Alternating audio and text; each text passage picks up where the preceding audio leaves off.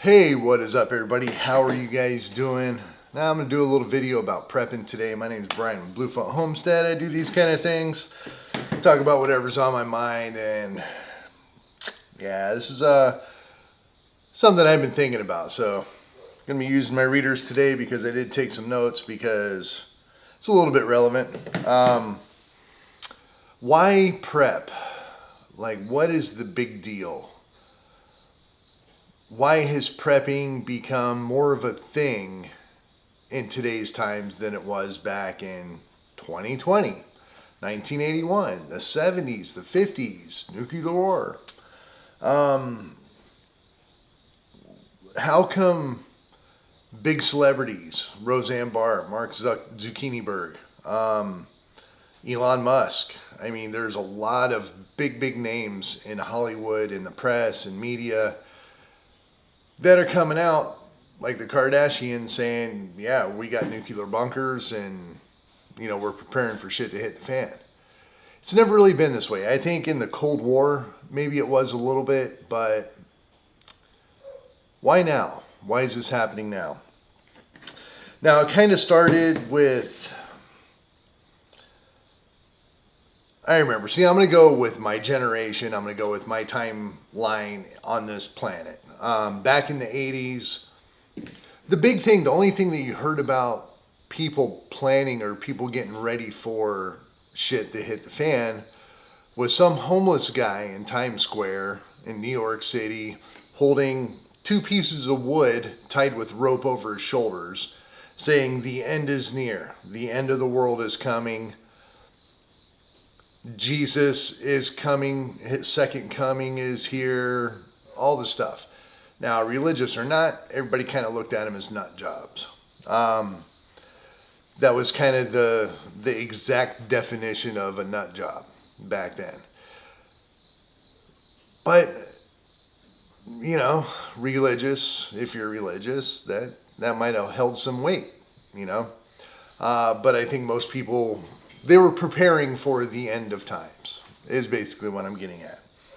Now, it's happened a few times. In 1981, we had the financial crisis. There were a lot of people freaking out about that. I was very young. I was, 6, 7 years old, something like that. 7. And I didn't really care about economics back then. I was out riding my bike, exploring, being outdoors, building forts, that type of thing. I wasn't worried about the crash of society as we know it. I do remember it. I do remember this happening. I remember everybody talking about it. But did it affect me? No. But the rest of the world, it did. And it definitely took a big toll on everybody. And I think a lot of preppers came from that time. The long-term preppers could probably trace themselves back to 1981. Now, another one was Y2K. I clearly remember this one. People were prepping. Like, seriously prepping. I was in my 30s. I was completely aware of everything going on. That's a big old bug. I have to investigate. Well, I thought it was a gigantic cockroach, but it was a gigantic black horned beetle. I will let the beetle do his thing and be good to live another day. So Y2K, everybody was flipping out. What was it? It was calendars and digital is when computers were going to end the world. The home PC was going to be the end all. Everybody thought it, just like they're thinking about artificial intelligence right now. It's the exact same thing repeating itself. But yeah, everybody was prepping. People were getting ready. It was one of the biggest prepper movements that I've ever seen, to be honest, and be directly involved with. I sat it out. I realized there was some sort of threat that could happen, but everybody was expecting straight up blackout, grid down. Your toaster was gonna explode in your kitchen. I mean, people were really freaking out about that. Again, a lot of people started prepping. They started prepping at that time. They started prepping for that event. Another one, 2000, where are we at? 9/11, okay? terrorist attacks. That got a lot of people prepping. That was a big event that really scared a lot of people. We got preppers there. It wasn't mainstream. No, not at all. Not at all. But I know there were some preppers that came out of 9/11. I kind of thought about it. I started my mental preparedness at that point. I realized that things aren't exactly the way it's perceived. Things can sneak up out of nowhere and change your world. And I started getting ready to be able to take those things on. So that's kind of when I started prepping, not full on, but I started saying, okay, well, this is real,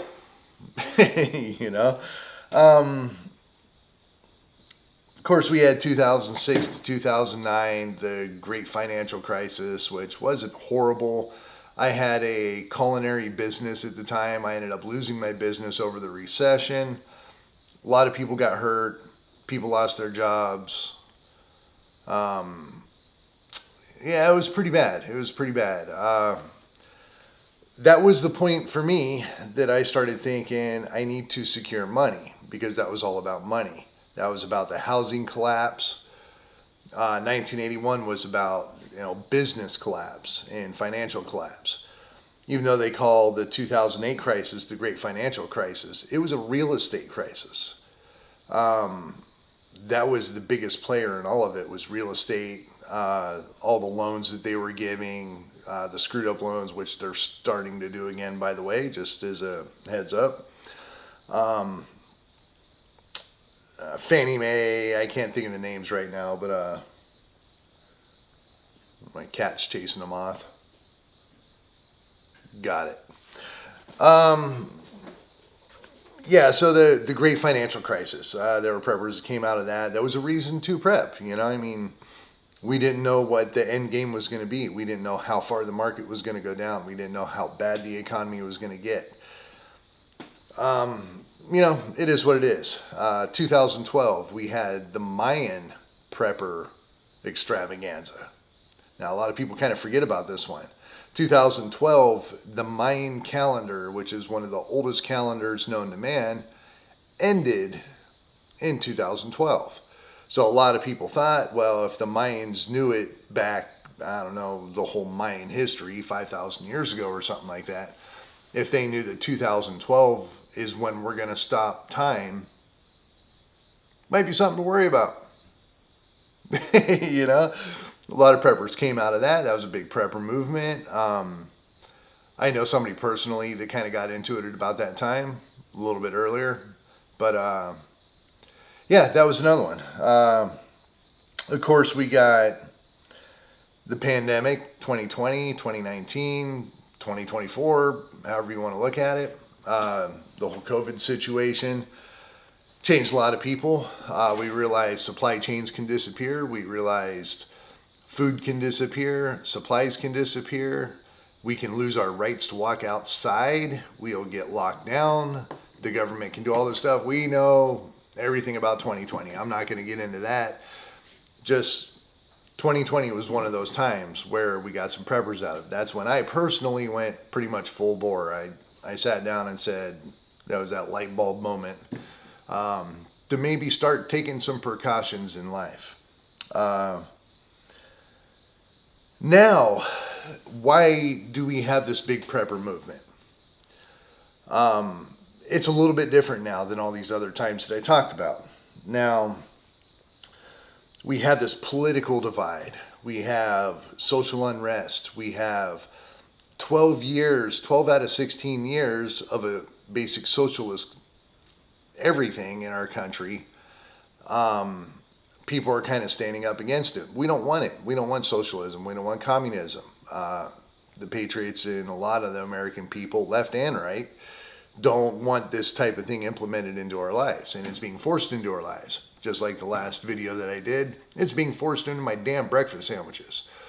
But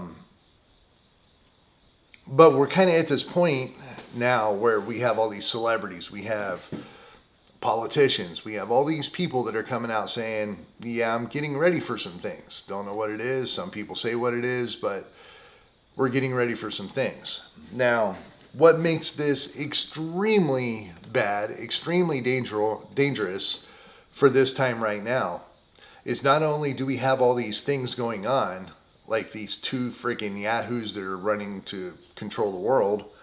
That's a complete joke of a reality show, I might add. We have a lot of things going on right now, but we also have everything else that started people prepping. 1981, we have a financial crisis, right? We have all this other stuff going on, and we also have a financial crisis.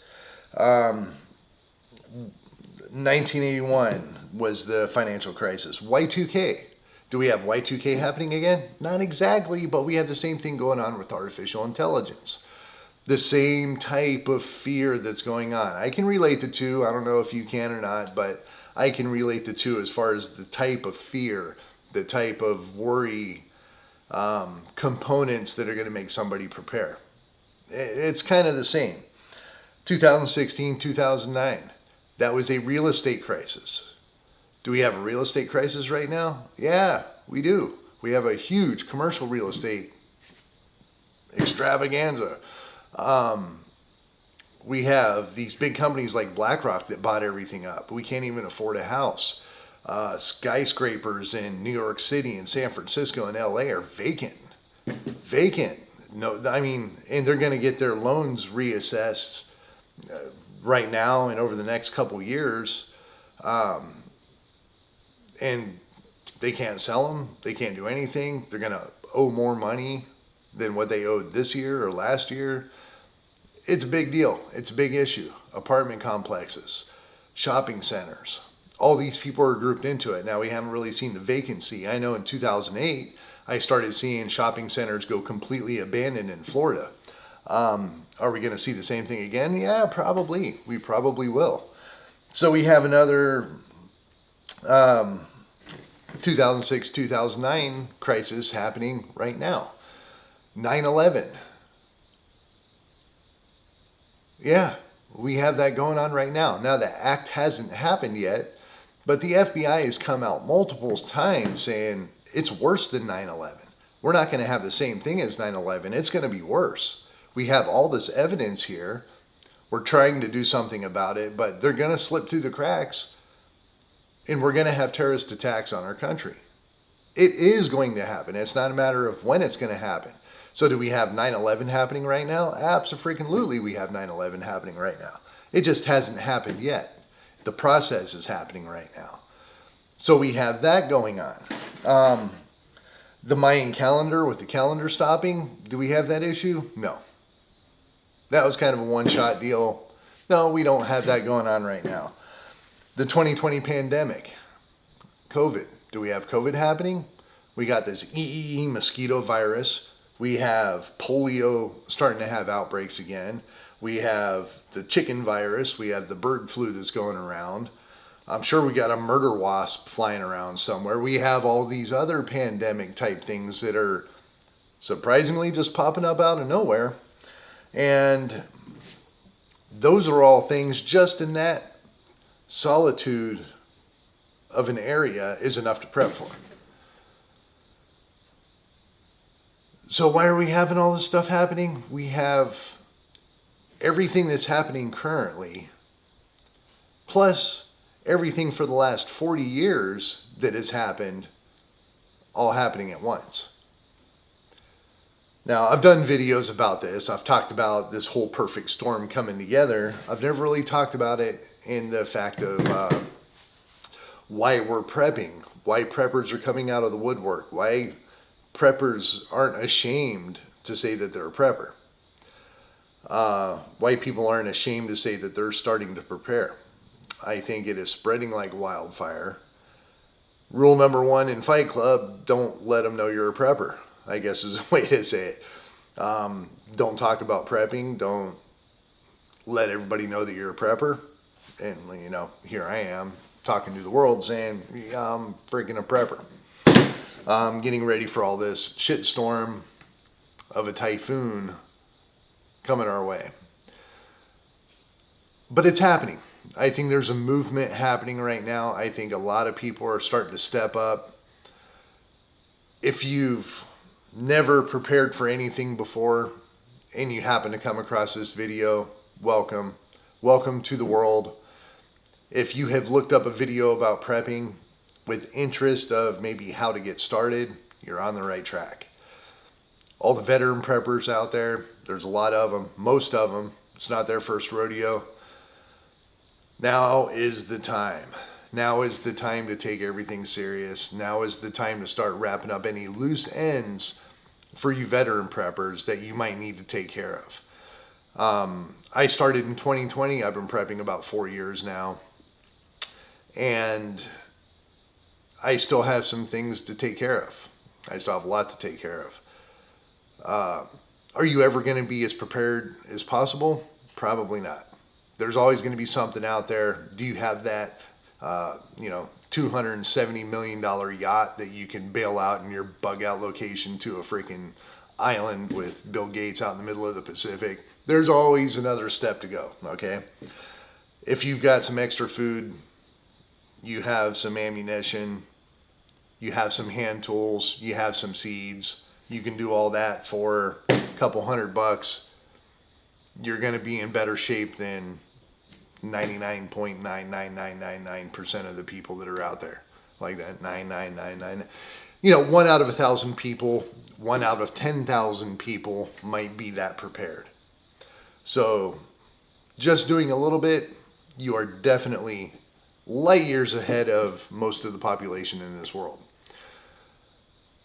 But yeah, now's the time to get prepared. Put some food back, guns and ammo.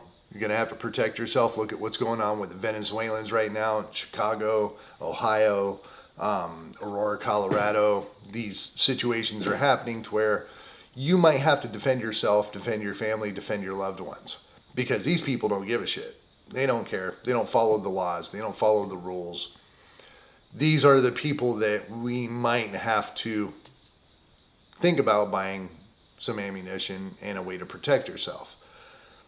So yeah, some tools, get hand tools, get a garden. I don't care if you live in an apartment, turn your patio into a garden. F the HOAs, F the management, hide it, do whatever you have to do, put some stuff in pots, whatever you got to do, push those boundaries of getting evicted out of your place to be able to be prepared. Do everything that you possibly can.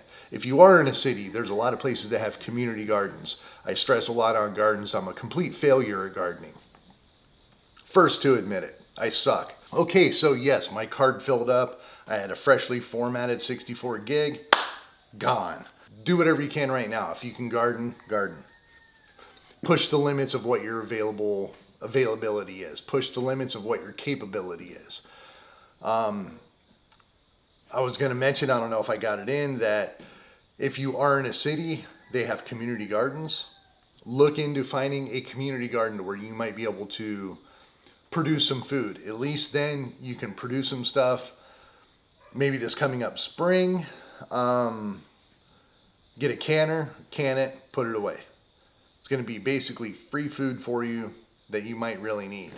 If you can have animals, a lot of places you can have chickens. You can't have a rooster maybe, but you can have chickens that'll give you eggs, that'll give you meat if you need to eat your chickens.